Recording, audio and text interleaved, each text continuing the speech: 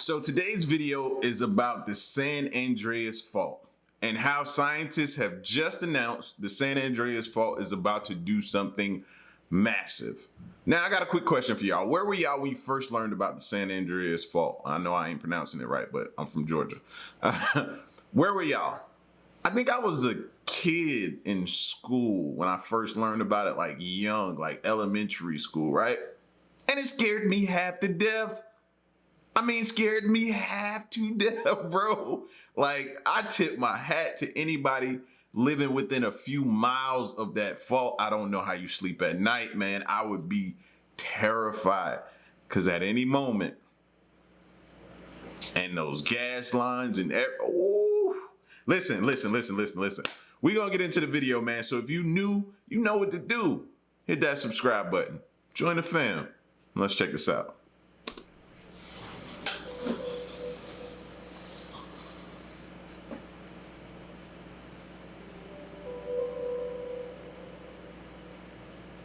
Earthquakes have always happened, and while some of us, lucky enough to live away from the edges of tectonic plates, the horror stories of earthquakes stay only on the news, for others the damages caused are very real, tangible and severe. An earthquake happens when the edges of tectonic plates get stuck as a result of friction.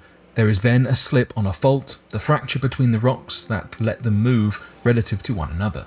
These huge events can be catastrophic, and so of course plenty of research has gone into understanding earthquakes, how they happen, what we can do to prepare, and the impact of them.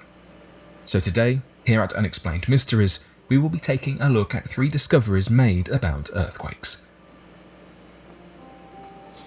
And see, I've heard the stories, you know what I mean? Just bone-chilling, hair-raising stories, bro, of people being awakened out of their sleep during an earthquake, fam. Like, can you imagine being waken out of your sleep into this? San Andreas Fault is ready for a major earthquake. There are several countries in the world that we know are particularly prone to severe earthquakes, including Japan, China, and Iran. A number of American states are also up there for experiencing bad earthquakes, and nearing the top of that list is California. Yeah. In California, the 750-mile-long San Andreas Fault, the fault that makes up the tectonic boundary between the Pacific Plate and the North American Plate. Models have been produced to help to figure out the long-term slip rate of the San Andreas Fault, meaning the speed at which the two sides of the fault slip relative to one another. Following these observations, it has been estimated that the San Andreas Fault will have a major earthquake comparable to that it experienced in 1906, every 200 years. It takes time for an earthquake to build up a slip that will result in a 20-foot offset, meaning that there is a small chance that this will happen within 30 years. To be precise, the Working Group on California Earthquake Probabilities said approximately a 2% chance. This does not mean the San Francisco Bay Area is immune from earthquakes. There is still a chance that significant earthquakes will happen, with predictions suggesting before 2032 a major earthquake will occur, though it simply will not be as large as the one in 1906 for another. But this is what I'm saying. 30 years is what they're estimating. Not saying it can't happen before then or past that point. I tip my hat to you, bro, for being able to sit there and just, it's like staring at a time clock, watching it go down.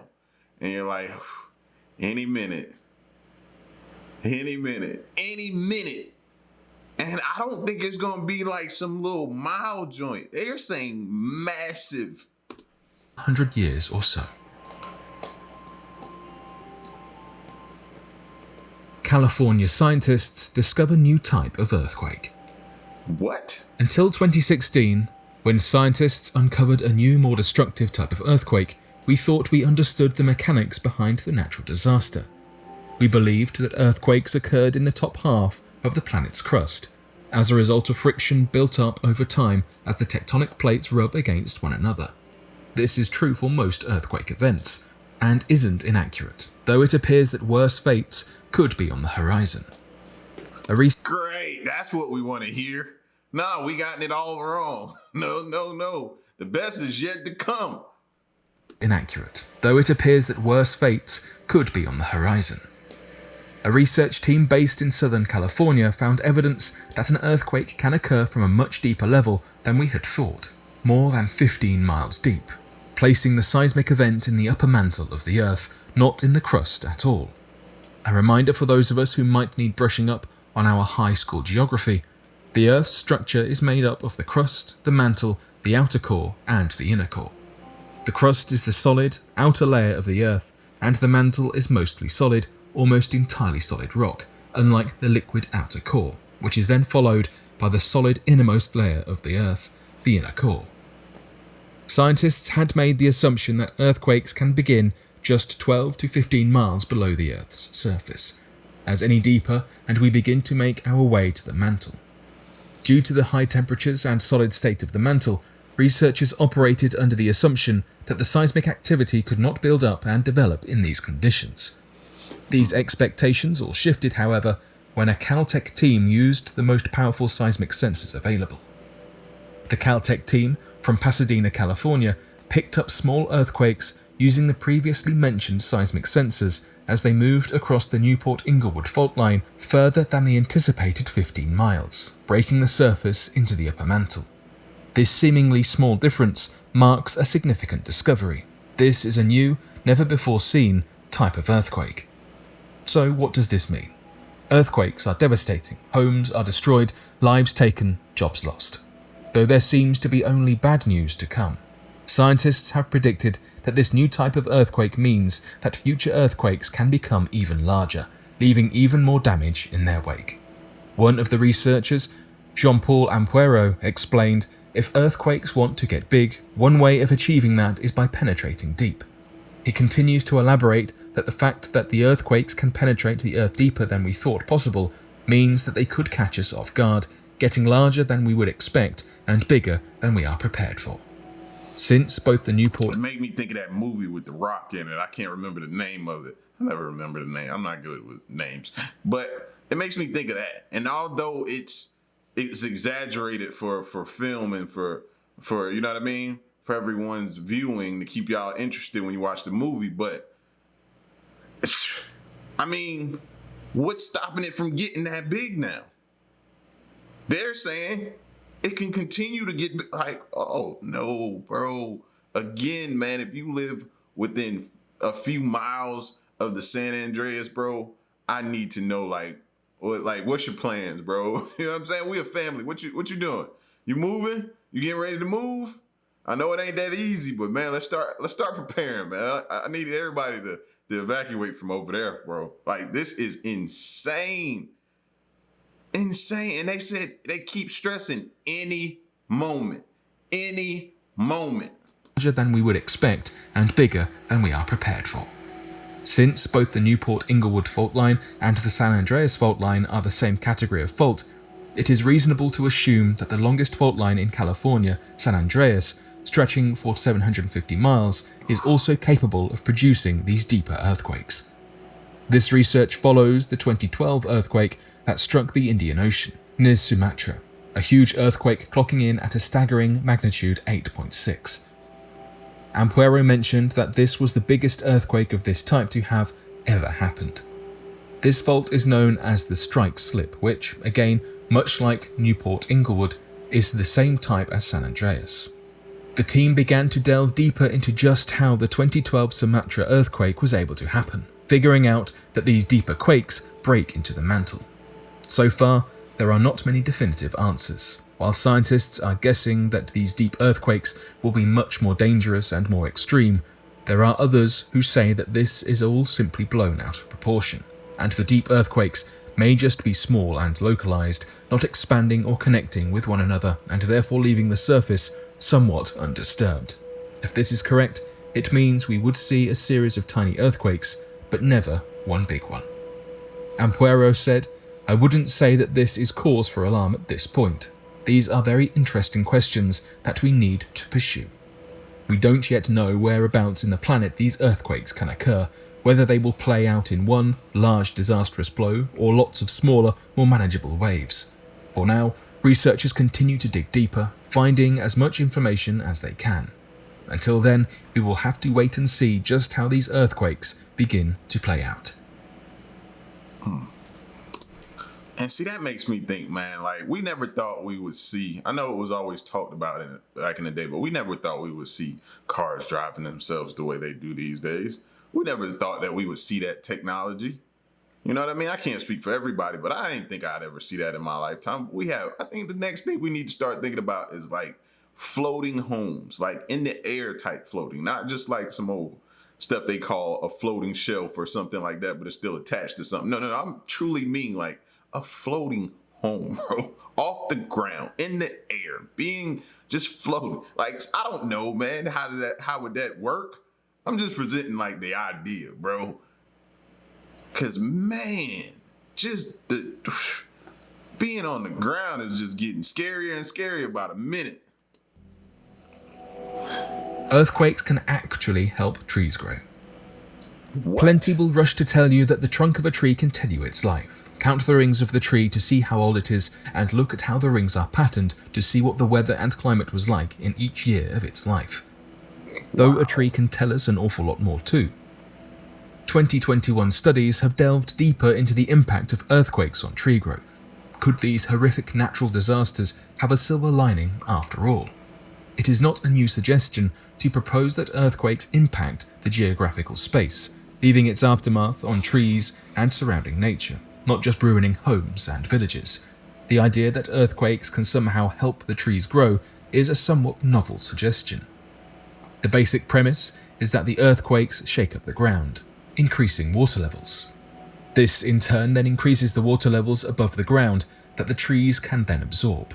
This feeds into plants and trees in environments with very little access to water, removing the limiting factors that usually inhibit growth.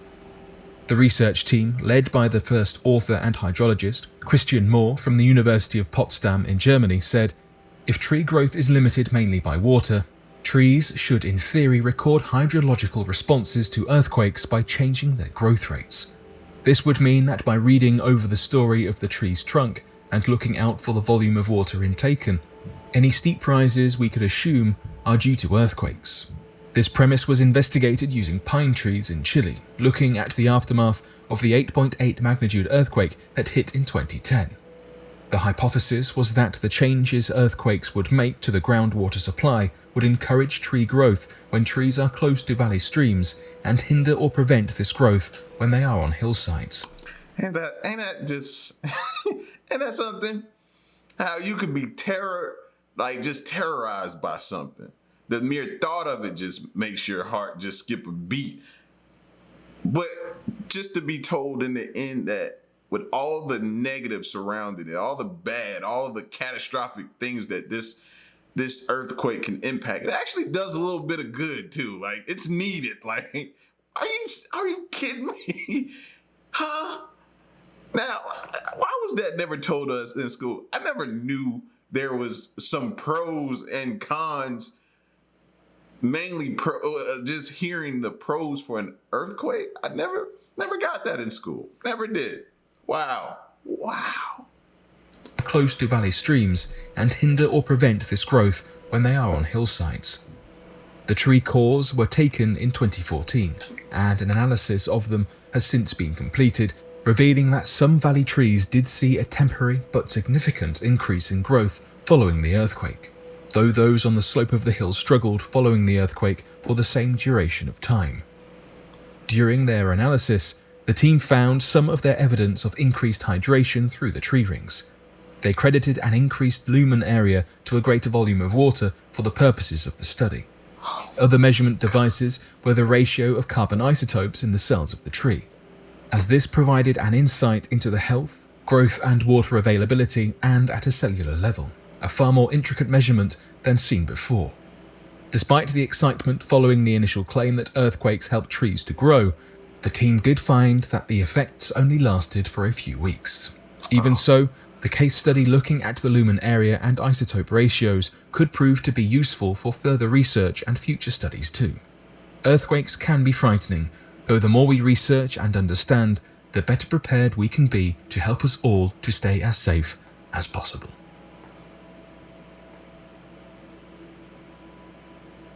But what do you make of these scientific discoveries? Be sure to let us know your thoughts in the comments section below and help us by growing this community while working to solve these unexplained mysteries. Thank you for watching, and don't forget to subscribe for more videos. Yeah, make sure y'all go hit up Unexplained Mysteries, man, make sure you subscribe to them. But I was gonna say, man, if that was gonna be the case, like, okay, then maybe we need earthquakes in those areas like Euphrates where it's drying up and the water and the trees and vegetation is gone and all that. Maybe it could possibly, you know what I mean? I was thinking that, but to get that information towards the end of it, they've only detected it helps for maybe a few weeks or something like that. So we're gonna have more will be revealed. We need more information, more data.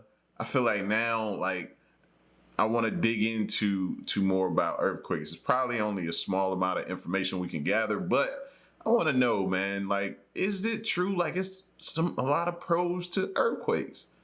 I'm interested in knowing now. That would be insane to even just fathom, you know? But y'all get at me in the comment section, man. Let me know what you thought of this information and how do you feel? Maybe you can provide a little bit more information that wasn't given. It's your boy L. Till the next one, I'm gone. Peace.